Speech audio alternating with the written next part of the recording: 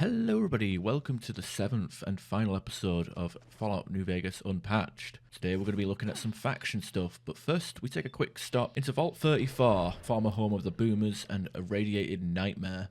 In this vault you can find an auto-dock machine that you can use potentially to heal Caesar in the late game. In the final version of the game, this auto-dock can be found in the clinic, which makes a lot of sense. However, in the day one version of this game, the autodock can be found in a room with turned over furniture and a terminal. However, this section of the vault can only be accessed once you drain a hallway of water. And my assumption would be that this autodock would have been submerged in highly irradiated water as well. So not only does it make more sense to have the autodock in the clinic, but also if you're salvaging this machine to save someone's life, why would you use a highly irradiated and soaked component? A weird bug that happened whilst I was fighting glowing ones in this vault was that when I got hit with the radiation blast, I gained the cat eye effect, or night vision effect, low light effect, nuka quartz effect. Either way, it was weird. My screen went blue when I got hit with an attack. Not sure if this was a day one bug or just a bug that still exists in the game. This just happened to me for the first time whilst playing this version of the game.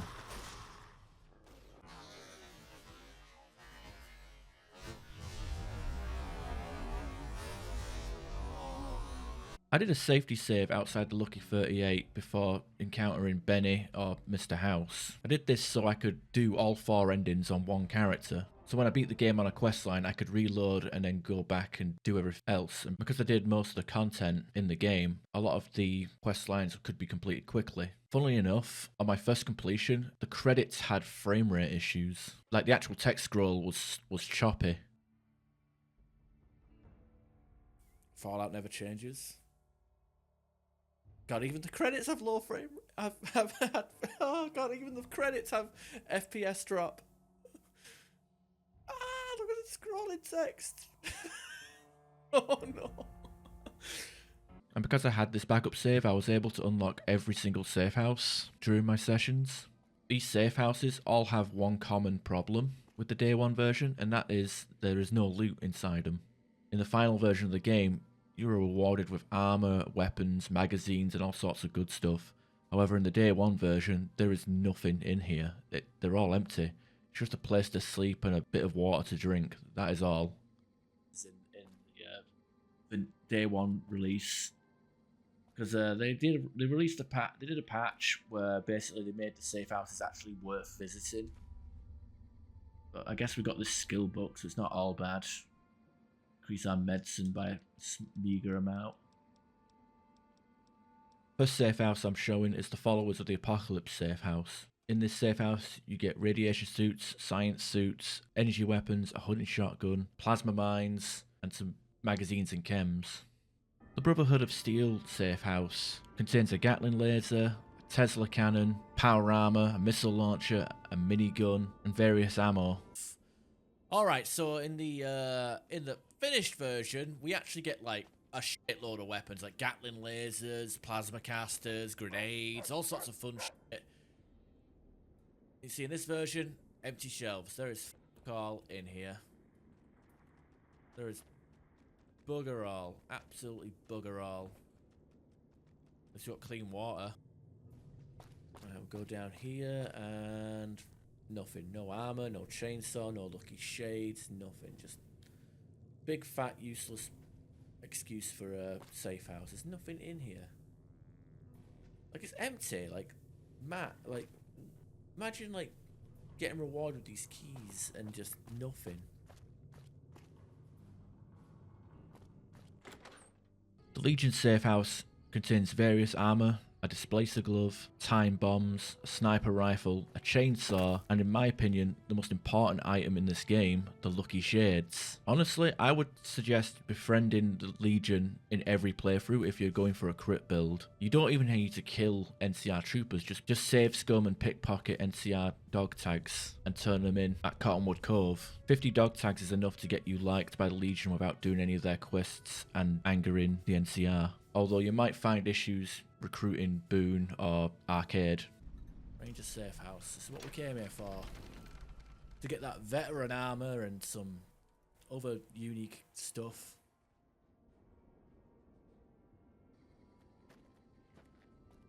Nope, never mind. Got a little lamplight, sort of indoor. Got rooms inside rooms. And oh, look at that, empty shelves again.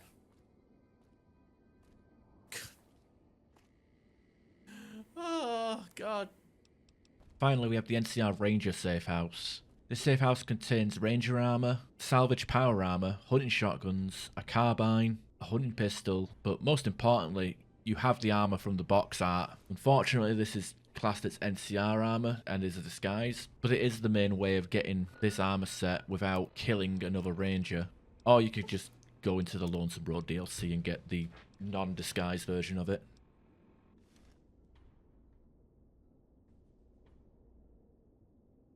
In this next section, we're going to briefly look over the Hoover Dam again, more specifically the route to the Legate camp.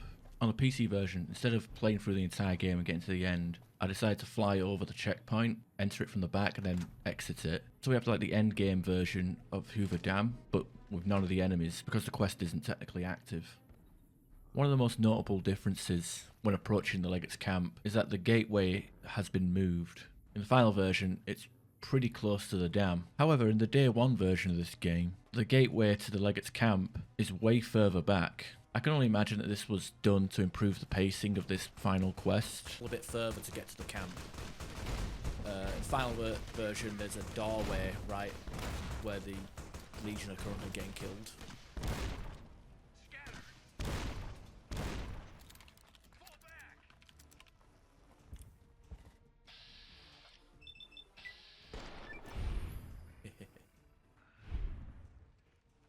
The doorway to the Legion camp is like just about here, but day one you have to actually walk down this road, which doesn't really have anything in it. I guess a few extra enemies, but I guess they change it for performance reasons, maybe.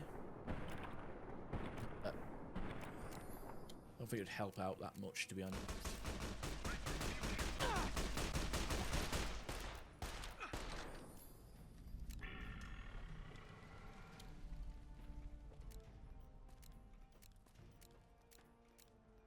On the PC version, I did no-clip my way past the gate and followed the normal road, and you can still see the framing of the gate where it used to be.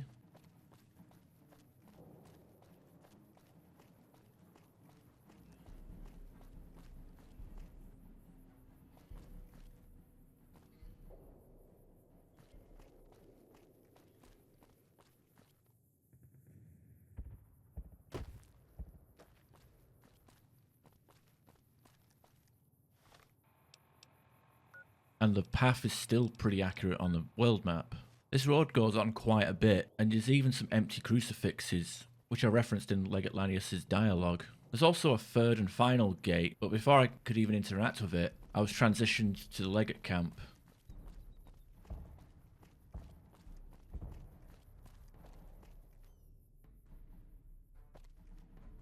When I was going through the PS3 version of this game, every time I entered the Legate camp, something felt a bit off. And now going back, looking at the PC version, I can see what it is. The crucifixes and the rock formations are slightly altered in the final version of the game. I have no idea why they would do this, but it is a weird change. It kind of messed with my head when I was playing. And I think they changed the Legate's camp because all these rocks and crucifixes, I don't remember them being here.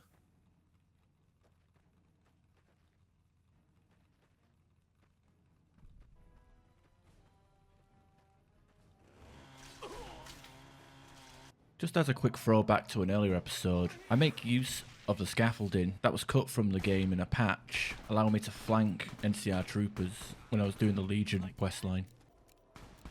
Oh hey, let's flank the troops by going on the scaffolding that was removed from the game. Yeah, I don't know why the scaffolding was removed. It's weird. I guess performance issue stuff, I guess.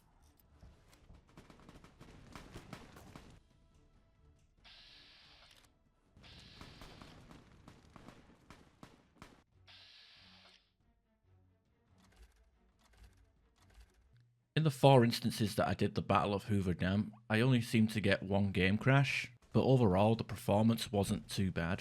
In fact, it felt a lot more smoother than the Good Springs fight at the start of the game. Decrease the volume by 40 decibels. I might as well make use of this side thing that got cut out of the game with a patch.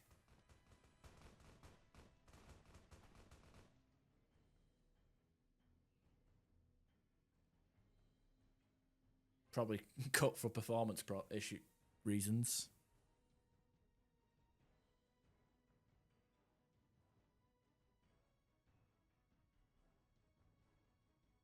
Make it louder. Loud enough, isn't it?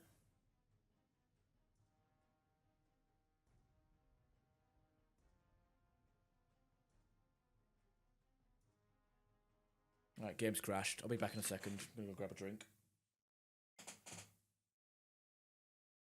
So I beat the game on the same character 4 times, and I even got the Platinum Trophy. And that's that. That's the end of this character, the end of this playthrough, and the end of this series for the foreseeable future.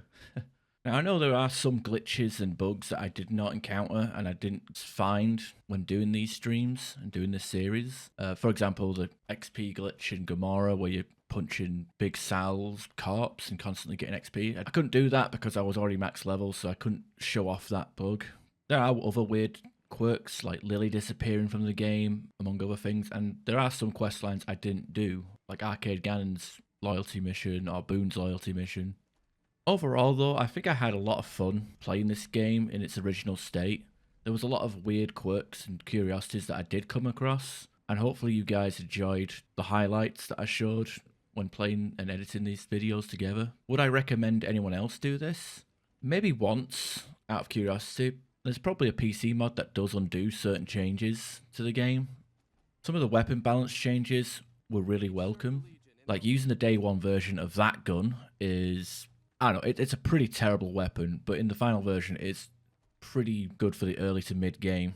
But in day 1, like there's no crit bonus, it's like really weak and really slow. The followers, especially Eddie, being incredibly weak in the day 1 version was a big problem. I'm kind of mixed on other things that were changed as well. For example, the value of stim packs being really low. Basically, they have the same value as they did in Fallout 3 in the day 1 version, but in the final version of the game, stim packs are really expensive, which I kind of like that. They're supposed to be a rare commodity, a very valuable item in the early game. But the problem with New Vegas is you make money really quickly in that game.